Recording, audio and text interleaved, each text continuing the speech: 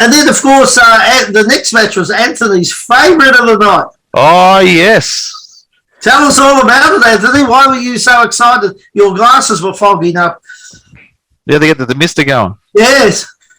All right, before I get myself in trouble, that took us into our early women's match of the night, which was the star of Australian Wrestling Tarlee facing off against the Lady of Love, Natasha Valentine.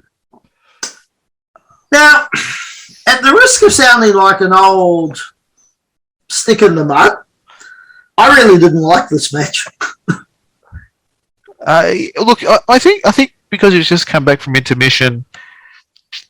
I don't know that the other matches were good. Off, yeah, I don't know if that was the match to kick off. You know, I mean, the other matches were so hot all the way through.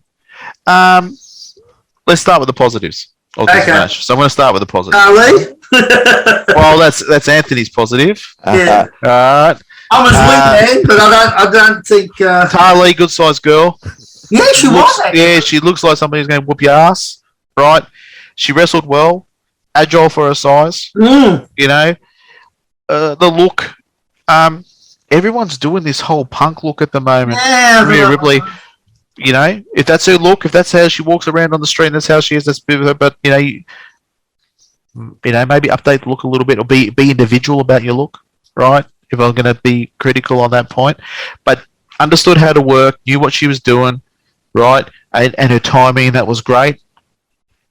Natasha Valentine, both girls had similar looks, you know.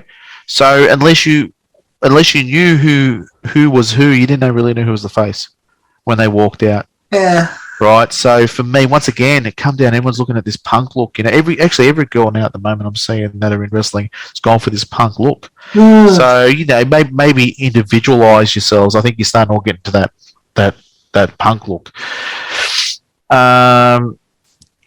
Amazing suplexes from this Natasha Valentine. Yeah. Just good, solid. She's not a tall girl. She's a short and stocky girl, right?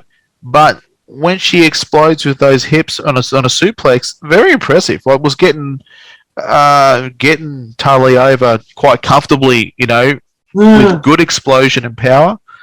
And was a favourite of the crowd there too. Like, they really liked her. They were really into her. I think maybe the running feud with Miss Fortune, I think, has made her popular with the crowd. That was the one who... Yeah, the one that come out with the red hair, that's Miss Fortune. So, Miss Fortune. Yeah, Miss Fortune. Yes.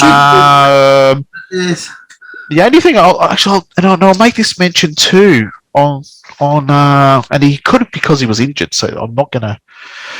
The John stop action, right? Yes. More explosive drills. And with both those girls too, more explosive drills. And I mean by explosive, sprints. From zero to top gear, I've noticed those three guys I'm just mentioned, right? Yeah. They're slow. There was no explosiveness in their movement, whether they went from a run off the ropes or whether they were throwing a strike or anything like that. There was no explosiveness in their movement. You know, so if I was going to be critical, that's it. I noticed there was no really explosive. Natasha had great explosion through the hips when she gave a suplex. She looks like she was throwing somebody. It looked like it by the explosion. But that would be, you know, if I was going to be hypercritical, would be that, you know, just get there and start doing some explosive, you know, like box jumps, stuff like that creates explosion. That'll set you out. I mean, if you use when I was wrestling properly, box jumps and flipping tires and jumping in and out the tire was something I did a lot for explosive movement. And a lot of people that said when I wrestled, I was explosive, right? I was a stocky, short little bloke, but I was explosive. You're still a stocky, short. Yeah, short bloke. I don't know how explosive I am anymore, but explosive. Even when I come back from George, you're explosive. Well, I am, because I drill that kind of drill because I want to be explosive. I don't have to run the marathon. As long as I get from 0 to the first 50 meters quick, that's all I really worry about. Because I'm not running a marathon in the ring. I can slap a chin, hold on, catch my breath, whatever else, but explosiveness. And that's what I think those three people I'm going to just admit and lacked, was that explosive you know, in movement. Not that the wrestling was bad, but they didn't explode. Like a clothesline off the ropes, it didn't look like an explosion off the ropes.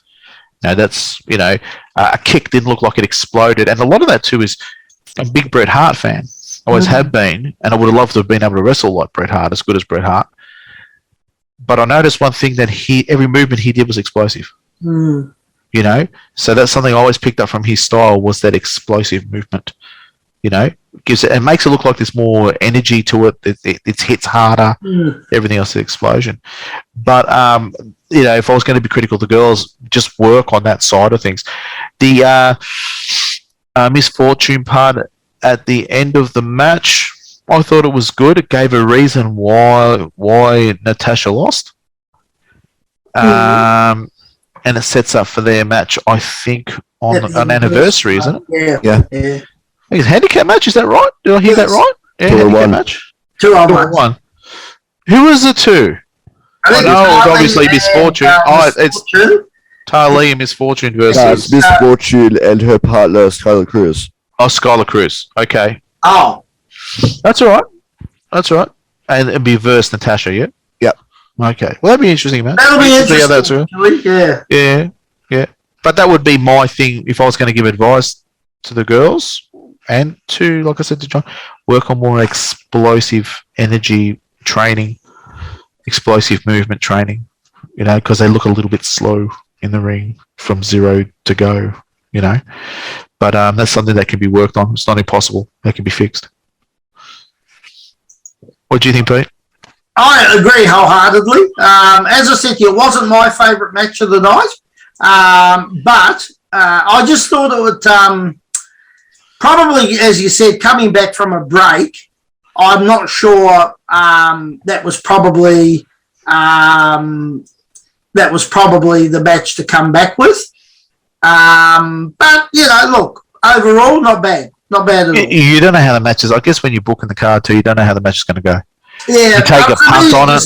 Yeah, there was nothing really to get you fired back up again after the break, like the opening match with the tag. So I thought, I mean, it was okay, but certainly not my favourite match of the night.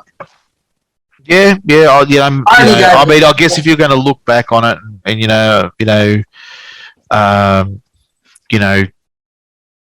second vision is 2020 or whatever they say, where you look back, you might have put hindsight, you might have put match 6 and where match 5 is, and match 5 where match 6 is. Come straight out, gimmick match it straight off from the thing, and then go step it down with the girls, and then go back up with the main event.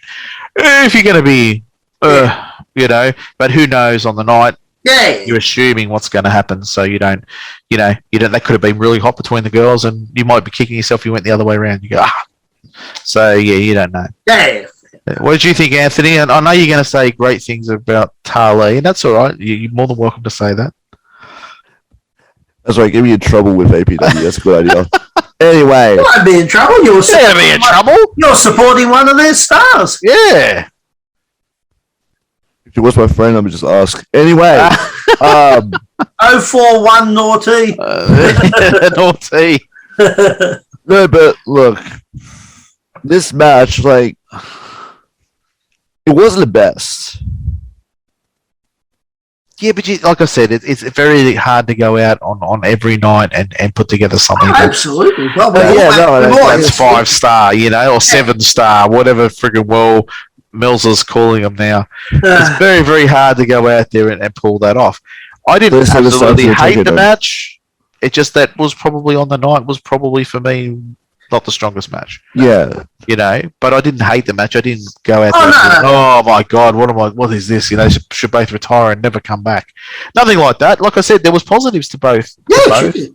Yeah, and like I said, the remarks that I made are more around the training style. Maybe look at training more explosiveness. That would be my, so you come off the ropes, you explode off the ropes, you explode out the corner, you explode. Like I said, Natasha Valentine's got great explosion through the hips. Those suplexes look magnificent.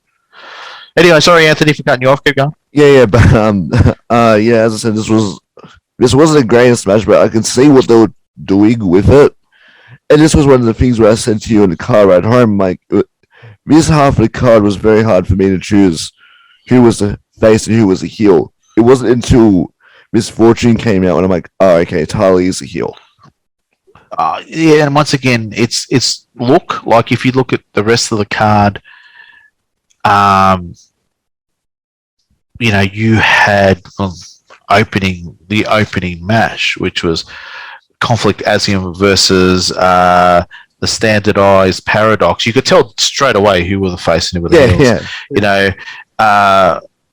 the Dreamboat, Adam Crow, and John Stop Action. You could tell who was the face, who was the heel. Very, very easy. The way they come out, you know, Jason Crush and Cutthroat Hector Jones. You could tell who was the face. Yeah. Very, very easy in these matches. Look, match 4, bit difficult. I think they will both. You are right. Both girls come out looking very similar.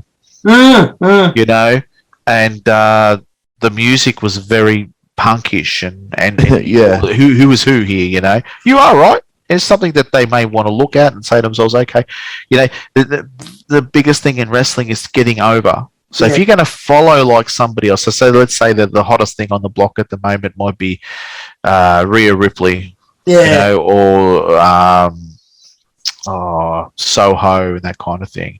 And they are hot. They've got a look. They've got an image that's hot. People are into them at the moment. So everyone jumps on the bandwagon. Then you've got a whole heap of clones like that. Yeah. You know, you should always stand out. So if somebody's doing that, you know, come out with a big love heart on your chest and you know, and flowers. One of the best. Michelle. Oh, she's from Perth, and I'm going to kick myself in the backside. She's a top female wrestler. She comes out with one of those Minnie Mouse dresses on and that. Like, completely stands out from everybody else.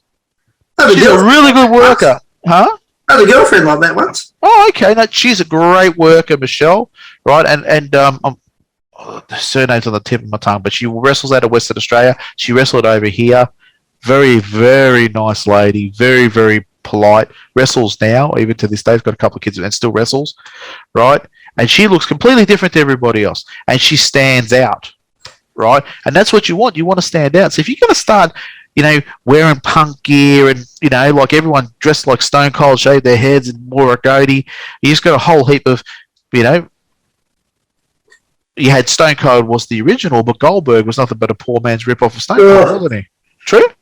You can't mention those two in the same breath. Yeah, but you know what I'm saying, right? Yeah. So, you know, even WCW tried it. I think you need to find your own character and explore your own character and develop your own character and don't try and go down the train of, well, punk is hot now, so let's go and all be punk wrestlers. That's just my opinion for what it's worth, right? And I think you are right when you come out there, Anthony. You know, they both come out with very similar gimmicks.